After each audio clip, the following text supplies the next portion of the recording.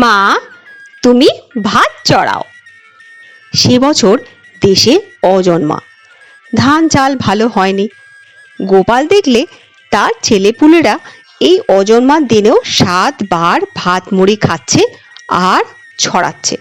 গোপাল তার বড় ছেলেটিকে ডেকে বললে, ওরে, আজ মহারাজের বাড়িতে সিন্নি হবে। তুই সকাল সকাল স্নান সেরে সন্দেশ, ক্ষীর, ননি, ভালো ভালো জিনিস ভাঁড়ার হতে ঠাকুর ঘরে পৌঁছে দিবি।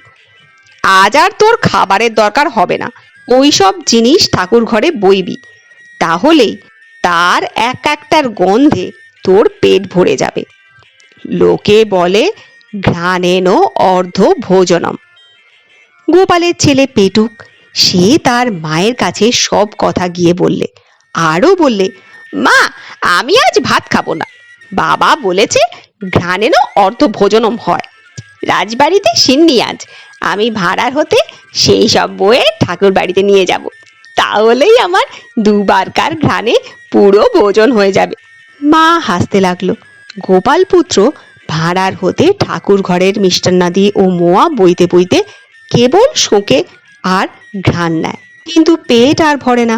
যত বেলা হতে লাগলো, খিদে পেটে নাড়ি ভুড়ি জ্বালা করতে থাকলো।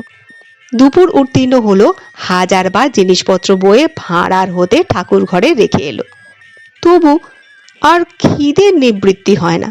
তখন সে বাড়িতে ছুটে গিয়ে বলল, মা, মা, তুমি ভাত চড়াও, আমার খুব খিদে পেয়েছে।